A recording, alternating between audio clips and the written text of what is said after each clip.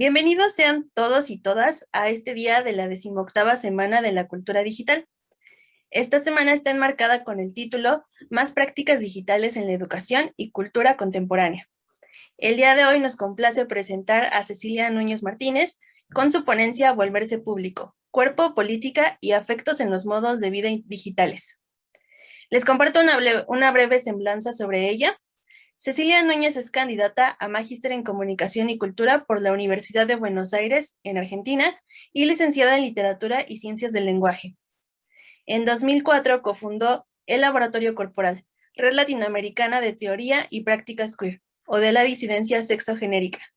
Entre sus líneas de investigación se encuentran género y espacio doméstico, cultura visual en México, así como las transformaciones en la relación cuerpo-técnica y los modos de vida digitales. Hola. Actualmente es jefa de comunicación para la igualdad en la recién creada Coordinación para la Igualdad de Género en la UNAM. Antes de iniciar la conferencia, les agradecemos a los asistentes por su interés. Si tienen alguna pregunta o comentario, pueden escribirlo en el chat y al término de la ponencia los leeré con mucho gusto a Cecilia. Sin más preámbulo, te doy la bienvenida y te cedo la palabra, Cecilia. Mil gracias. Muchísimas gracias a ustedes, a esta equipa de la UAM, del aula. Me encanta esta invitación y me encanta también que todas, todos se hayan sumado a hablar un poco de los modos de vida digitales. Como ya dijeron, esta charla, esta conferencia, como le quieran llamar, ponencia, se titula Volverse Público, Cuerpo, Política y Afectos en los Modos de Vida Digitales. Entonces, pues bueno, vamos a hablar de esto, ¿no? De los modos de vida digitales a los que seguramente todas, todos, todes quienes están acá están muy inmersos ya, ¿no? Estamos viviendo en la era digital y también pues es muy importante reflexionar sobre estos modos de vida, ¿no? O sea, no por un tipo de condena, ¿no? O sea, jamás intentaré decir que todo tiempo pasado fue mejor, pero sí que me interesa hacer un análisis de los tránsitos, sobre todo de los tránsitos de los modos de vida analógicos, ¿no? Cuando la relación con el cuerpo implicaba otro tipo, ¿no? Incluso hasta de distancia con los objetos de la técnica, con los objetos tecnológicos, a los modos de vida digitales, ¿no? Que como ustedes bien saben, cada vez más incorporados al cuerpo y a las subjetividades, ¿no? Entonces, ese dicho que dicen muchas veces los papás o nuestros abuelites, ¿no? Como es que ya nacen con el chip integrado, ¿no? O sea, pues sí tienen algo de razón.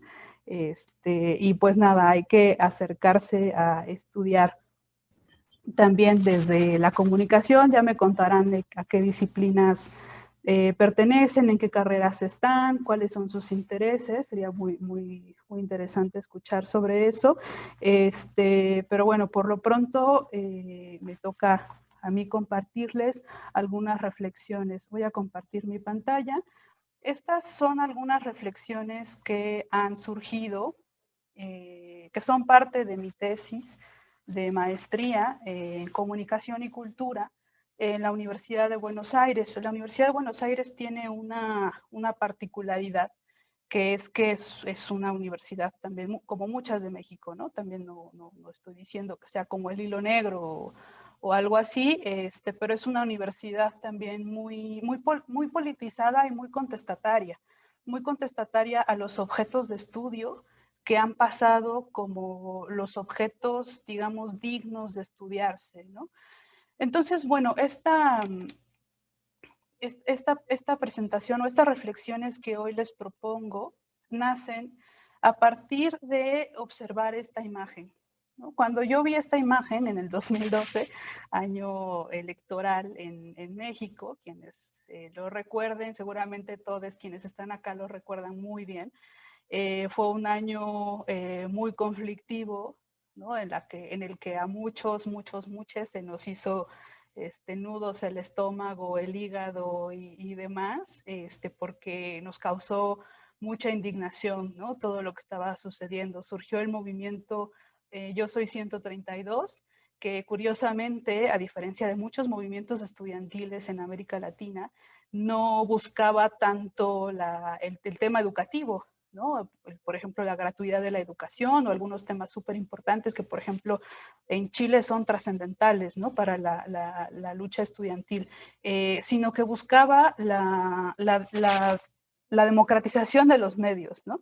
Poner un alto al sesgo informativo, como se decía en muchos de los postulados que salen, ¿no? De las demandas, de las consignas que son parte de la manifestación del movimiento, y así, ¿no? Entonces, cuando yo vi esta imagen circulando, es una foto de Cuarto Oscuro, que se publicó en Publimetro, aunque salió en muchos otros medios de comunicación, ¿no? Entonces, yo les hago una pregunta, si quieren, ustedes pueden contestar a través del chat. Tendré que regresar a la ventanita del chat para verlo. ¿Qué les dice a ustedes esta imagen? ¿Qué les trae a la mente? ¿Qué piensan cuando ven esta imagen? Es una familia de mujeres, digamos, que están afuera de un mitin de campaña, en lo que ustedes, si quieren, van escribiendo en el chat qué es lo que les parece esta imagen o qué es lo que les recuerda. Es un mitin de campaña, me parece que en Coahuila, ahora no recuerdo bien, pero están afuera ya del meeting, que fue como en una especie de estadio, y como parte de este meeting se repartieron estos dispositivos, que pues, dispositivo también es una palabra importante, ¿no? Para los estudios de la comunicación, de la sociología, en fin, de la antropología también incluso, ¿no? Un dispositivo de cartón que muestra una televisión, simula una televisión, y al centro de ella, como ustedes pueden observar, hay una especie de hueco donde una persona puede asomarse para, entre comillas, subrayado con negritas, con mayúsculas, salir en la tele, ¿no? Salir en la tele con la pareja del candidato, con quien ya sabemos toda la historia, quienes son de México, si hay alguien que está escuchando por ahí después esta conversación, esta charla, pues bueno, es una popular actriz de telenovelas, conocida como La Gaviota, ¿no? Por su personaje en la telenovela Destilando Amor, que fue un remake de Café con aroma de mujer, ¿no? Entonces, bueno, esa es como la descripción general de la imagen. Y nos dice por acá Lucía, la verdad me indigna un poco la política como telenovela. Chema nos dice que los simpatizantes quieren aparecer en la pantalla de TV como la actriz de Televisa. Exacto. Ruth nos dice, me hace pensar cómo la prensa juega un papel importantísimo en la política y qué significó que el entonces presidente se casara con una estrella de la tele. Exacto. Y de hecho fue como previo, ¿no? O sea, no se casó cuando eran presidentes, sino fueron como unos 2 o 3 años previos cuando era gobernador, y si se acuerdan también, ella fue la imagen de las campañas de comunicación social del gobierno del Estado de México, ¿no? Cuando él era gobernador, entonces ahí es como donde inicia, ¿no? O sea, para unos 2 o 3 años previos al 2012, empiezan a circular en las revistas de los espectáculos, en programas de chismes, programas de televisión, muy, muy enfocados, ¿no? A este nicho de mercado del consumo femenino, del consumo de las amas de casa, muy pensado para ese nicho, ¿no? Entonces empieza a circular esta imagen, empieza como a construirse esta historia, ¿no? De telenovela prácticamente, como bien señalan, y donde, bueno, se va como siguiendo esta historia, ¿no? Cómo inicia el noviazgo, cuando por fin se casan, ¿no? Después cuando los hijos de ambos se juntan, y entonces todo parece como triunfar, ¿no? O sea, el amor triunfa porque ella le va como ayudando en esa campaña, ¿no? Nos dice también Miriam, me hace ver la manipulación de los medios para ganarse la simpatía de la gente. Okay, la palabra manipulación va a ser también como una palabra súper importante, ¿no? En el contexto del 2012. Era la denuncia, ¿no? Que hacía sobre todo el movimiento Yo Soy 132, la manipulación de los medios. Y esto es también algo muy interesante que se puede estudiar, porque, digamos, hay también algunas propuestas que nos invitan a cambiar algunas palabras en este vocabulario, ¿no? Sobre todo, como insisto, en los estudios, en este cruce de comunicación y cultura, ¿no? Nos dice Pamela, pareciera que quiere dar un estatus social solo por estar acompañado de figuras públicas. Ok, estatus social parece que también es algo importante de observar, ¿no? Es decir, cómo podemos cambiar de estatus al aparecer de cierta forma, ¿no? Entonces, bueno, a mí, ¿qué me hizo pensar toda esta imagen? Por ahí si quieren ir compartiendo otras cosas, con gusto las voy a ir recuperando. ¿Y por qué esta imagen puede detonar esta reflexión, ¿no? De volverse público?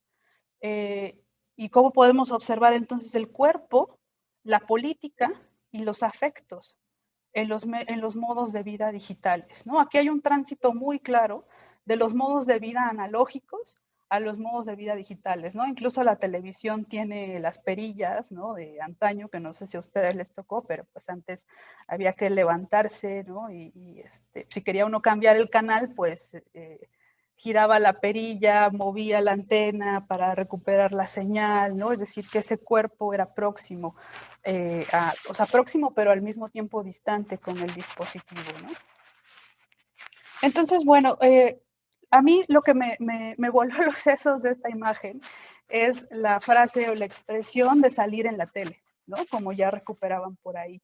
Y a partir de todo esto, de observar esta imagen exhaustivamente y pues de todos los seminarios y toda la formación que cursé en la Universidad de Buenos Aires, es que surge toda mi tesis de maestría, pero bueno, ahora les voy a compartir las reflexiones de un capítulo que tienen que ver con esto, ¿no? Con salir en la tele.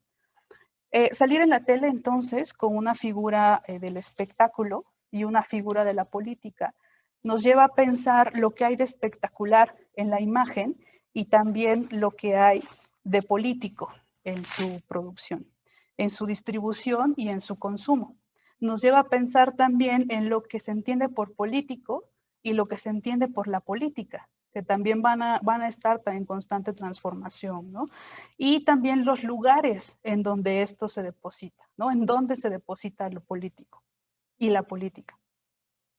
Pensar acontecimientos como salir en la tele implica situar algunas condiciones para el objeto, unas condiciones para el estudio, perdón, de la complejidad de la cultura visual y sus procesos de subjetivación en el momento contemporáneo.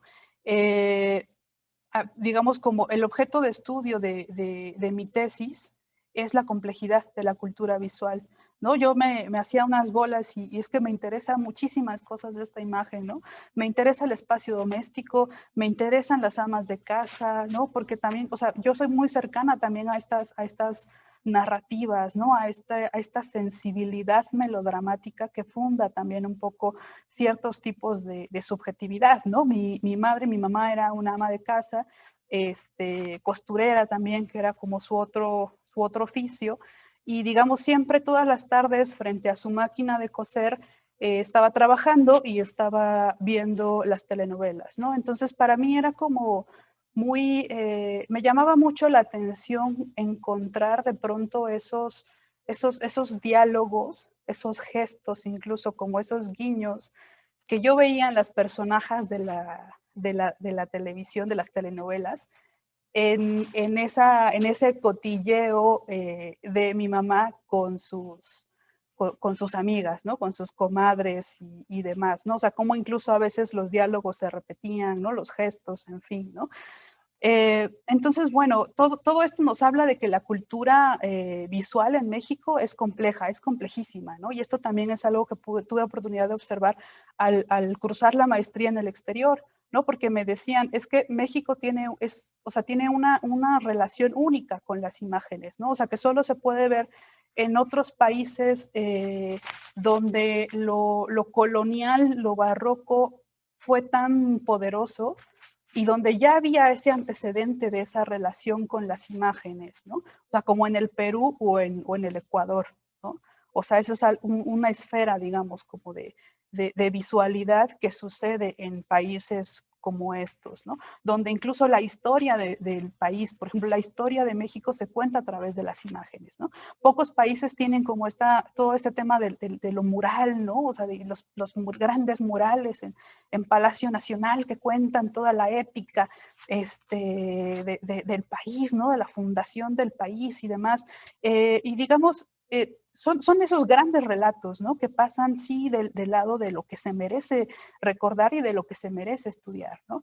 Entonces, ¿por qué no estudiar también estos otros relatos, ¿no? Eso es algo que de pronto se ve también en este cruce de comunicación y cultura, porque, digamos, no hay un objeto de estudio menor, ¿no? Sino que toda aquella producción cultural o social es digna de observarse porque nos habla, ¿no? Nos da cuenta de esas subjetividades, ¿no?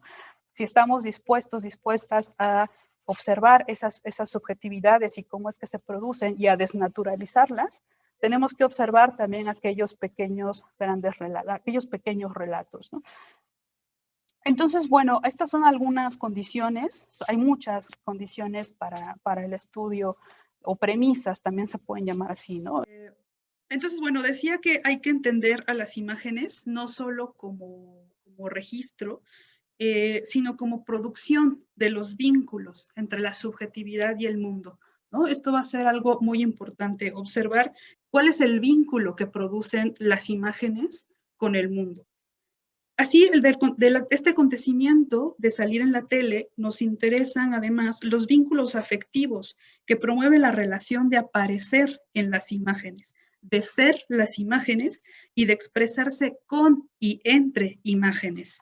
Nos proponemos entonces estudiar los vínculos con la actriz de telenovelas y el candidato a la presidencia, imágenes del entorno analógico, con los códigos del melodrama apropiado por las telenovelas, que no solo ahora aparecen en lo digital, sino que en esa propia experiencia establecen nuevas normatividades del vínculo. El tránsito del ama de casa televidente, que contemplaba los planos representacionales, a la mujer digital que es y que aparece en las imágenes de la campaña, muestra que toda subjetivación es inacabada o que está siempre en proceso, ¿no? O sea, en general es así, toda subjetivación nunca logra terminar de acabarse, ¿no? Siempre está en proceso. Un ejemplo de esto también es el género, ¿no? Por eso teóricas como Judith Butler nos van a invitar a ver el género como incluso hasta como un gerundio, lo dice ella, ¿no? Es decir, que siempre se está haciendo, ¿no? Siempre está deviniendo, ¿no? Uno no es mujer, sino que se es siendo mujer, ¿no? O hombre, ¿no? O lo que sea, ¿no? O cualquier otro tipo de identidad sexogenérica, ¿no? Entonces, las mujeres que toman la decisión de asistir al mitin político, esto a mí me interesaba mucho, ¿no? O sea, ¿qué es lo que motiva esta decisión de salir, de organizarse en clubes de fans, ¿no? De llegar al meeting, de tomarse una foto, de compartirla después en su Facebook, en sus redes sociales?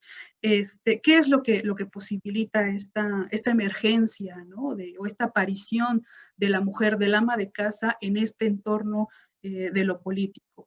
Entonces esta emergencia muestra que el sujeto se vuelve público y que es llamado a diseñarse a sí mismo, ¿no? Como nos dice Baris Groys, que es también otro de los teóricos de la imagen que va a ser muy importante recuperar.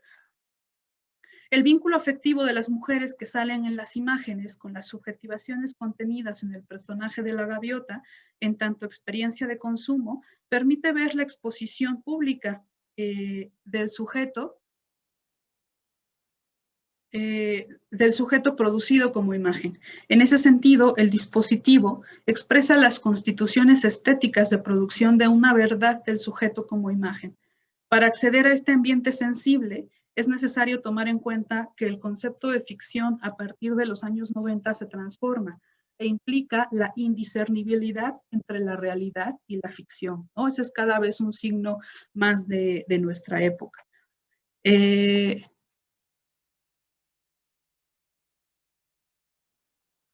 Vamos aquí. Así, la gaviota, personaje de telenovela, surge de un ambiente de ficción al entorno de lo real como un nuevo personaje que aparece en un mitin de campaña política junto a las mujeres en la tele de cartón, o que sale breves instantes a la Catedral de Toluca para que las mujeres presentes sean parte del momento, el matrimonio con el futuro presidente. Su cuerpo, por tanto, es visible y compone regímenes de visualidad en los que se encarnan valores como la sencillez, el trabajo digno, el orgullo de clase y la superación de los obstáculos para lograr el final feliz, que siguiendo con las discursividades del melodrama, se trata del triunfo del amor.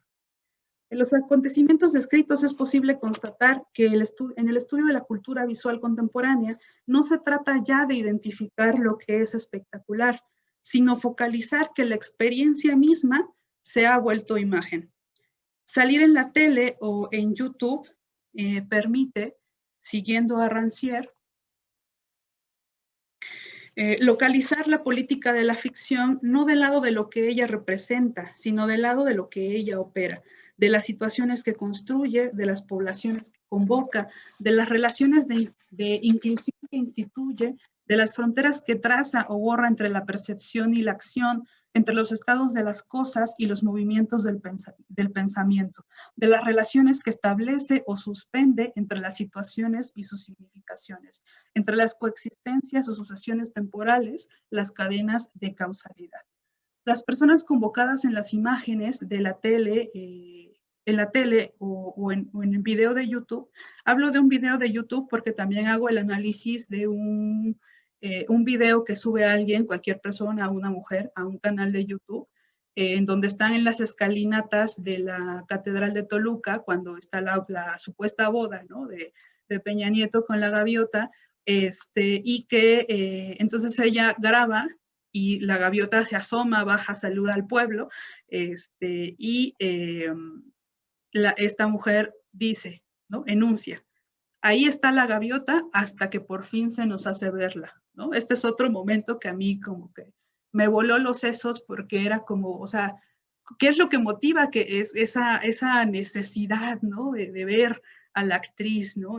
¿Qué es lo que la mueve, lo que lleva, organiza toda su vida para poder asistir ese día, asistir a la boda, ¿no?, del gobernador con la actriz?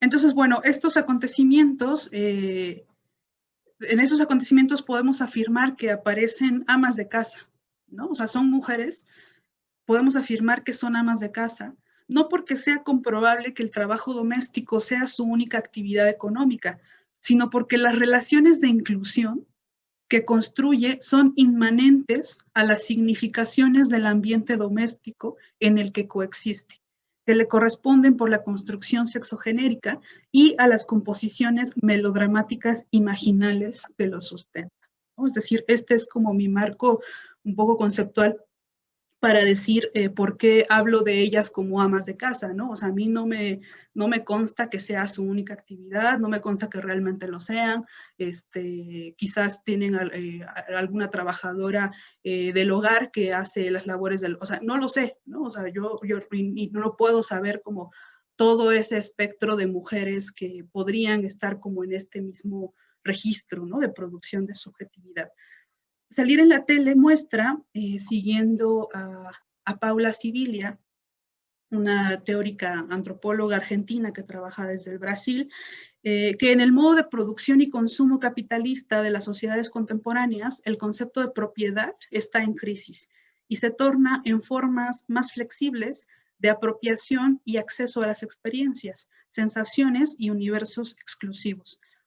En los acontecimientos descritos vemos que quienes aparecen están inmersos en una economía en la que el cambio es la única constante, en donde las subjetividades, más allá de acciones como acumular, tener o guardar, que son, digamos, como propias de otros momentos, ¿no? Del capitalismo, además de cambiar todo el tiempo, se accionan más bien con otros verbos como acceder y aparecer, y con sustantivos como las apariencias, la visibilidad y la celebridad.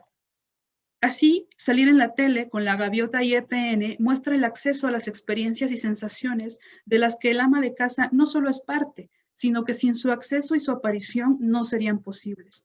En el devenir visible y célebre del ama de casa, encontramos que la apariencia no solamente motiva el triunfo del amor, sino que su presencia, al volverse realidad sensible, transforma entornos políticos y los lugares donde estos se depositan. Sibilia invita a observar el desplazamiento del eje alrededor del cual se construyen las subjetividades, pues en el abandono del espacio interior de los abismos de la psique, el yo se estructura a partir del cuerpo, o más precisamente de la imagen visible de lo que cada uno es.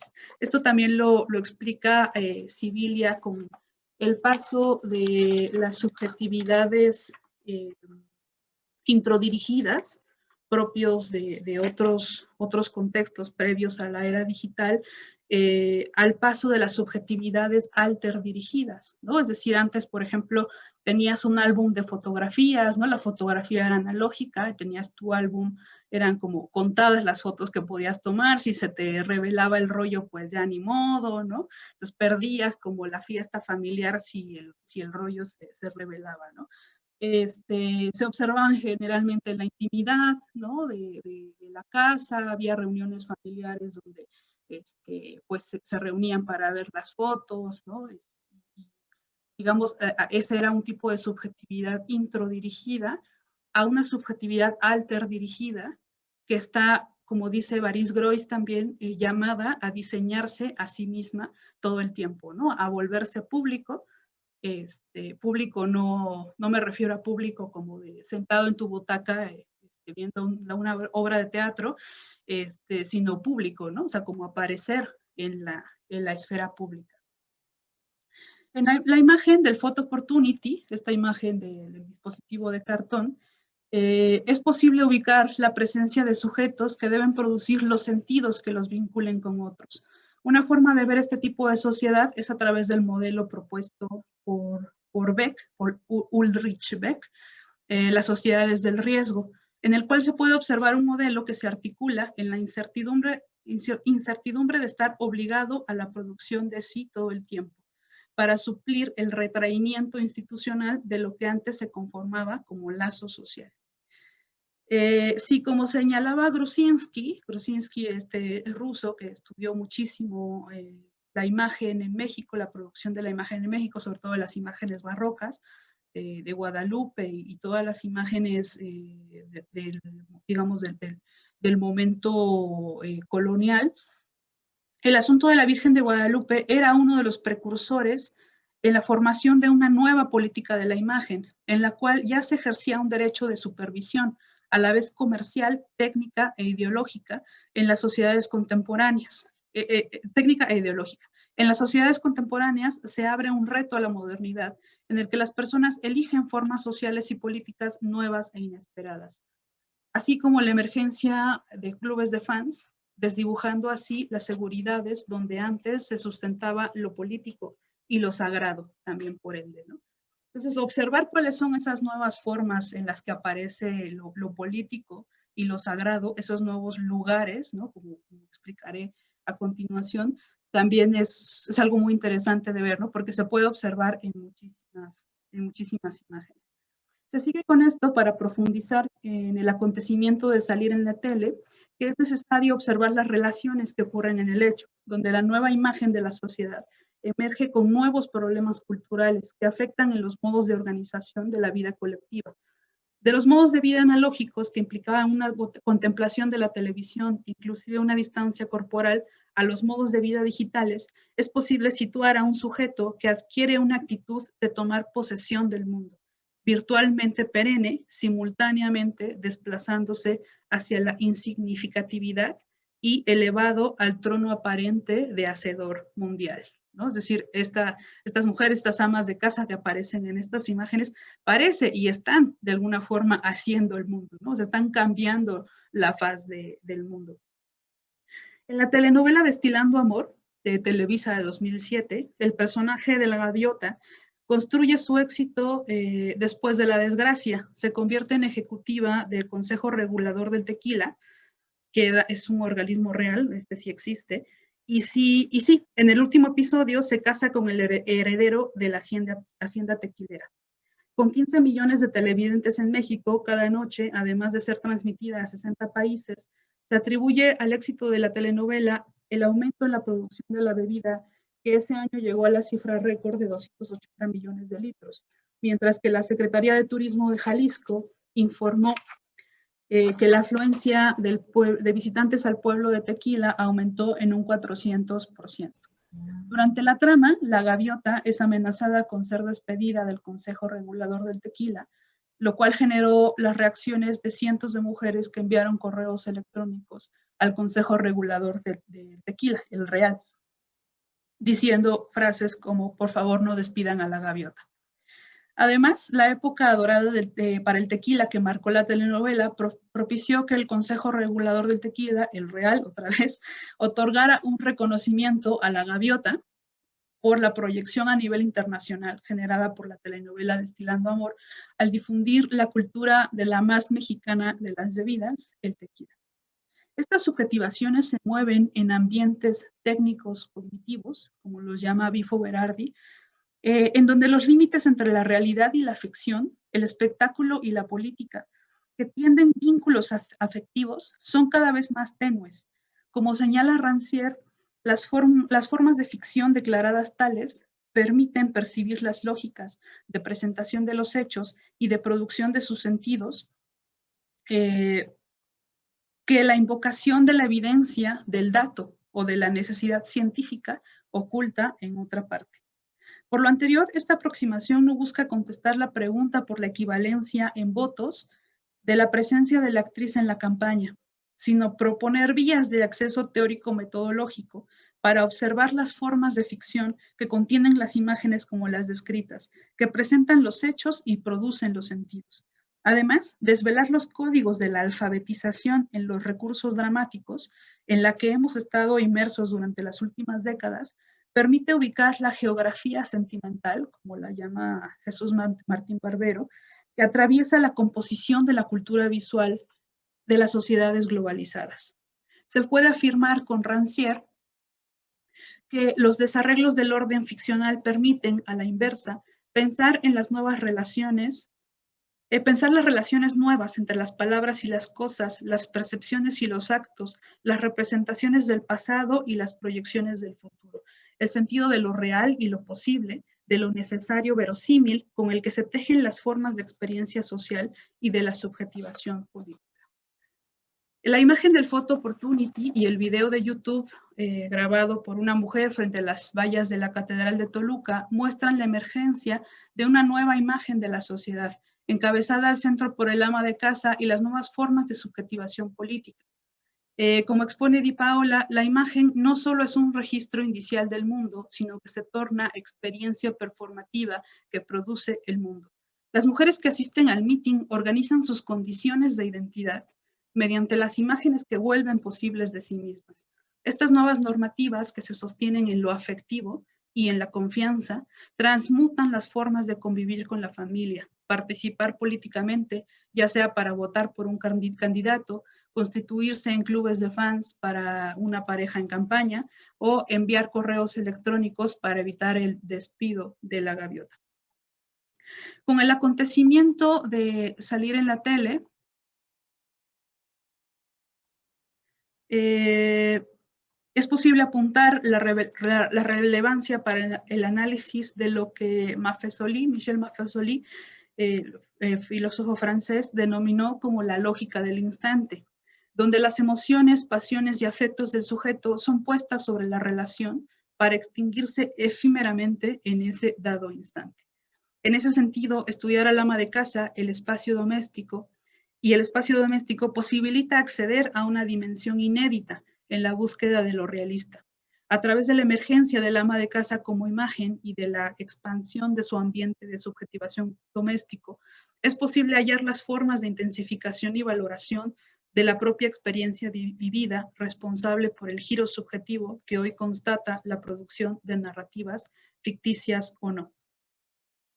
Las lógicas del instante que anteriormente se vivían en el espacio doméstico privado posibilitan la emergencia del ama de casa en el entorno público, las relaciones que establece con la figura del espectáculo y de la política, sus emociones, pasiones, afectos.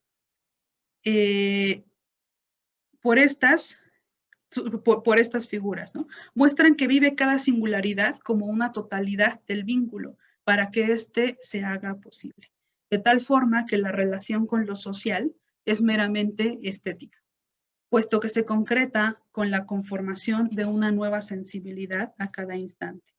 La estética, en ese sentido, es el componente esencial para comprender el juego de los afectos, que en México, como señala Monsiváis, es imprescindible abordar desde la experiencia del melodrama como factor inminentemente formativo. Como género predominante del siglo XX, como ustedes lo saben, ¿no? El melodrama abarca el cine, el teatro, el bolero, las rancheras, la radio, y puede encontrarse también, como nos dice Monsiváis, en los discursos políticos. En el ambiente de lo político se acude a las formas típicas del melodrama. Nos dice Monsiváis que es exactamente la estructura mental del melodrama, pero trasladada a lo político. Por otra parte, desde Rancière se extiende la reflexión sobre lo que implica la emergencia del ama de casa en el entorno político. Y en esta relación dialéctica que sostiene a su vez lo político con las reglas cada vez más flexibles del melodrama, es pertinente retomar las tesis del reparto de lo sensible de Rancière como sistema de evidencias sensibles que hace visible la existencia de un común y los recortes que allí definen sus lugares y sus partes respectivas. En la tele aparece, por tanto, la ciudadanía ejercida por el ama de casa, que toma parte del ambiente político. Si en el reparto de espacios y tiempos le correspondía el entorno doméstico y la temporalidad fragmentaria de la televisión, entre labores del cuidado, del hogar y la familia, su emergencia en el espacio público, siguiendo la tesis de Rancière, muestra otras formas de actividad que determinan la forma en que un común se le ofrece a la participación en otros entornos, donde anteriormente su presencia era difusa, de tal forma que hace visible su existencia en este común. Si, como señala Rancière, la política se refiere a lo que se ve y a lo que se puede decir, la acción de presentarse al mitin de campaña para salir en la tele muestra cómo los procesos de subjetivación del ama de casa se presentan en el contexto de la transformación de lo sensible y de los nuevos repartos que le hacen visible en un entorno político. Salir en la tele, por tanto, muestra una estética en la base política, entendida como el sistema de las formas que a priori determinan lo que se va a experimentar. La estética del melodrama puede ser entendida como una experiencia política que otorga competencias al ama de casa para ver y para ser vista. Calidad de decir, puesto que sin su imagen y sin su dicho, ahí está la gaviota hasta que por fin se nos hace verla, o por favor no despidan a la gaviota, o Peña Nieto bombón te quiero en mi colchón, y sin la posición de su cuerpo, que su cuerpo ocupa en el espacio común, no sería posible la telenovela como producto, ni la campaña política que se sirve de sus discursividades. Las visibilidades e invisibilidades del ama de casa, donde sus silencios o sus gritos emergen, los lugares que acciona, dan cuenta del dilema de la política como forma de experiencia. Como señala Rancière, a partir de esta estética inicial, se puede plantear la cuestión de las prácticas estéticas, es decir, las formas de visibilidad del ama de casa, del lugar que ocupan y de lo que hacen con respecto a un común. Las prácticas pueden ser estudiadas dentro del contexto de la complejidad de la cultura visual mexicana como maneras de hacer, que intervienen en la distribución general de sus relaciones con las maneras de ser y sus formas de visibilidad. Ahora bien, siguiendo al autor, la cuestión de la ficción es en primer lugar una cuestión de distribución en los lugares. Pues si en el teatro el escenario es a la vez espacio de una actividad pública y lugar de la exhibición de los fantasmas, podemos focalizar la ficción melodramática que ocupa diversos lugares. Por ejemplo, en la metanarrativa de la telenovela y en las formas de accionar lo político que propone, como creer en sus tramas o renegar de ellas, para tomar otras decisiones como lo hace la gaviota frente a su desgracia. Esto de la metanarrativa de la telenovela es porque, bueno, no sé si ustedes la habrán visto, yo no la había visto, pero la vi como a partir de todo esto, y es porque en la trama de la telenovela, el personaje de la gaviota está hablando todo el tiempo de la telenovela, ¿no? Entonces está diciendo como de esas cosas deberían suceder solamente en las telenovelas, ¿no? O aquí no es como en las telenovelas, que la muchacha pobre se casa con el hacendado rico, ¿no?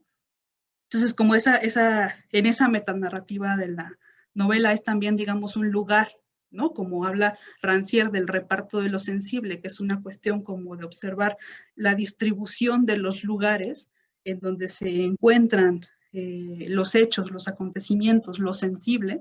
Entonces, en la metanarrativa de la novela también se puede encontrar eso, ¿no? En el espacio doméstico es otro de los lugares donde el melodrama puede ser visto como una guía para los comportamientos de la familia, pues todos los dramas suelen suceder en el ámbito familiar o derivados de su fuga, como también nos enseña Monsiváis. En el mitin de campaña, donde surge el diseño de su exposición pública, detrás de una televisión de cartón que enmarca la emergencia del melodrama en el entorno de la campaña. Y también en la Catedral de Toluca, donde las mujeres asisten para presenciar el final feliz y ver a la gaviota contraer matrimonio con el gobernador. Estos lugares, escenarios de la ficción expandida, muestran las transformaciones en el reparto de identidades, actividades y espacios que le corresponden a la familia de las mujeres que salen en la tele. Así, otra forma de profundizar en la complejidad de la cultura visual mexicana es mediante las reglas teóricas que seguimos con el Rancière, a través de las cuales focalizamos la politicidad sensible, que contienen las imágenes, acontecimientos como los que detonan el interés de esta reflexión. Políticas que siguen su propia lógica y vuelven a ofrecer sus servicios en épocas y contextos muy distintos. Es decir, que se puede apuntar hacia una estética vinculada con las prácticas sensibles, con la experiencia cultural vivida. Según Di Paola, la inmanencia de lo sensible congrega instancias de acción que adquieren y modifican sus recursos normativos en ese mismo devenir de las prácticas que establece. Y hacen énfasis en la performatividad de las imágenes y esto permite ubicar las prácticas que multiplican su potencialidad de relación a cada instante. De este modo, lo real es siempre algo sensible o algo ficcionalizado. A la par se entiende que lo social es siempre algo compuesto por imágenes. Con esto no debe atenderse, como sugiere Rancière, que todo sea relato o que todo sea ficción, sino constatar que las ficciones en la era estética, como salir en la tele, definen nuevos modelos de conexión entre la presentación de los hechos y la forma de inteligibilidad que difuminan las fronteras entre la razón de los hechos y la razón de la ficción. Dice Michel Maffesoli que la apariencia es el crisol de la sociedad, es la causa y efecto de la impermanencia de todos y de todos. Es por eso que en esta reflexión insistimos sobre la íntima relación que existe entre ver y ser visto, entre vivir en un momento en que la imagen redeviene uno de los pivotes de la vida social. De los acontecimientos citados nos interesa la emergencia del cuerpo, que de acuerdo con Maffesoli, el cuerpo no es un simple instrumento de producción, sino que deviene cada vez más un cuerpo amoroso que tiene sus propias exigencias, de tal forma que cada vez menos y es posible relegarlo al orden de lo privado, pues está presente de una forma más o menos salvaje en el conjunto de la vida pública. La presencia del ama de casa en estos acontecimientos es entonces un asunto público. Con la irrupción de las imágenes en la era digital, las revistas de espectáculos también han encontrado un nicho preponderante, en el que la comunicación con las mujeres se diversifica y se vuelve sensible. Y se torna flexible, perdón. La irrupción de la imagen multiforme, el culto al cuerpo, la exacerbación de lo sensible, aparece de esta forma en la esfera económica, política y social. Como señala Maffesoli, la sección de sociales de las revistas cambia la faz del mundo y se vuelve realidad sensible. Bueno, no sé cómo voy de tiempo.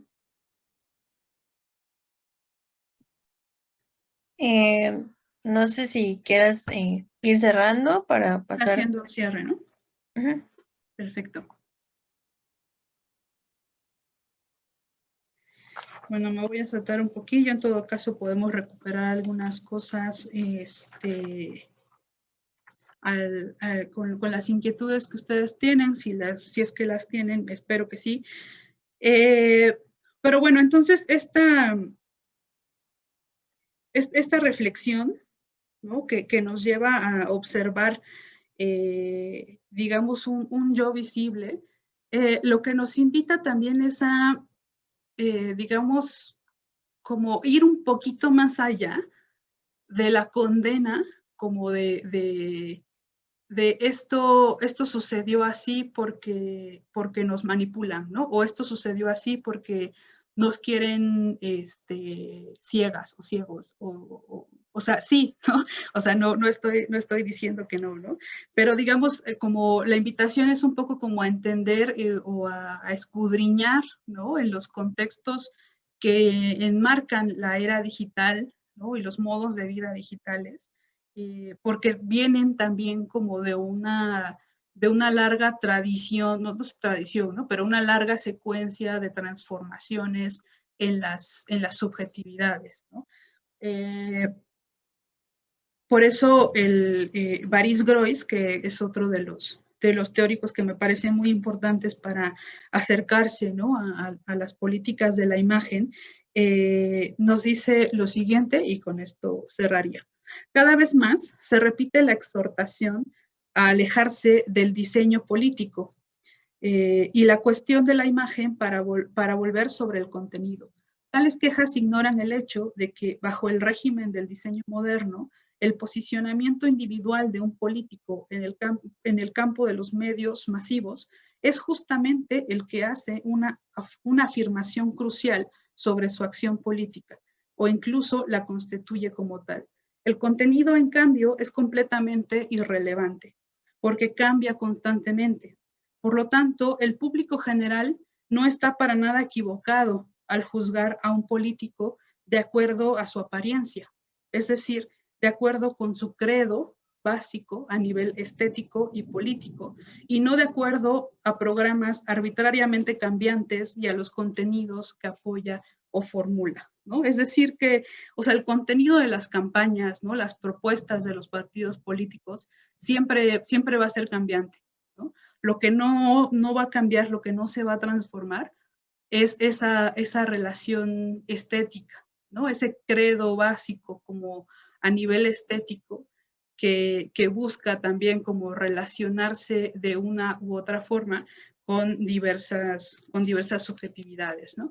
Entonces, por eso es que el diseño de la campaña pues es absolutamente genial, ¿no? O sea, no estoy diciendo que ni que yo haya votado por Peña Nieto, ni que haya más Peña Nietos, ¿no? O sea, ojalá que no los haya, pero sí que me interesa como aportar algunas vías de acceso teórico-metodológico a esos hechos, ¿no? A esos acontecimientos que ahora vienen a nosotros como imágenes, porque las imágenes, como decíamos, son lo social, ¿no? O sea, ya no podemos desprender ese vínculo, ¿no? Son inmanentes, estamos en sociedades imaginales, ¿no? Como decía, lo imaginal entendido como la confluencia, la inmanencia de lo social con las imágenes, ¿no? Entonces, ante este panorama, el debate consiste en pensar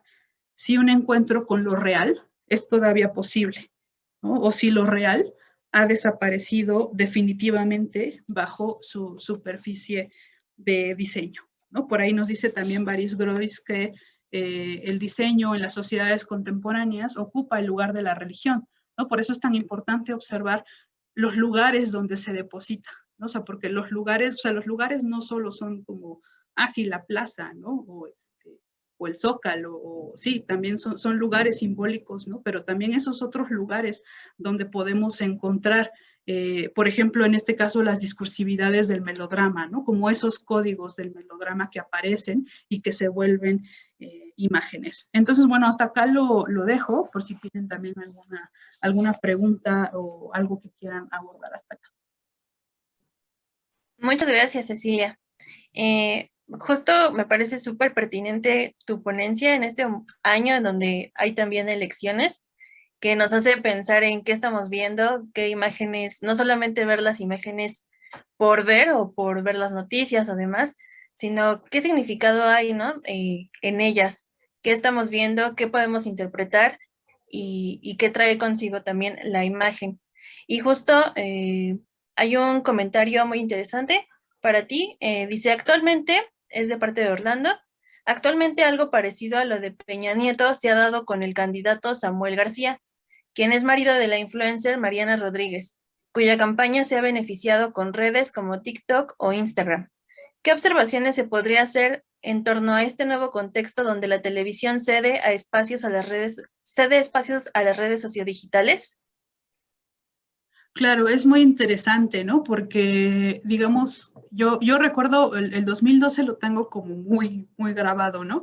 Y también parte de mi interés en el 2012 cuando empecé a plantear qué era lo que iba a hacer como investigación de tesis, tenía que ver con esto, ¿no? Y con que me molestaba de muchísimo Televisa, ¿no? Y pensaba, llegar algún momento en el que Televisa pierda terreno, ¿no? O pierda espacios, ¿no? De diálogo con la gente. Y me parece que sí, ¿no? O sea, que sí está sucediendo, o sea, que sí ha perdido ciertos espacios o ciertos vínculos, pero que también se ha tenido que reformular, ¿no? Y que, digamos, otras redes sociales, otros dispositivos, ¿no? De comunicación, eh, se han apropiado también de esos códigos, ¿no? O sea, de esas formas de relación. Entonces, o sea, el hecho de que ahora haya más influencers y ahora haya más, no sé, noticieros en YouTube, por ejemplo, ¿no? O que no necesitas prender Televisa, el noticiero de las mañanas para enterarte de lo que está sucediendo, ¿no? Sino que puedes acceder, o sea, las noticias de Twitter, ¿no? En fin, o sea, hay como muchas formas, pero digamos, o sea, lo que no va a desaparecer tampoco es como esa forma de vinculación, ¿no? Como con las subjetividades a las que se está apelando y que están muy bien estudiadas por el diseño, ¿no? Por el diseño de las campañas. O sea, el marketing político sabe perfectamente a qué apunta, y ahí es a donde creo que siempre hay que estar pendientes, ¿no?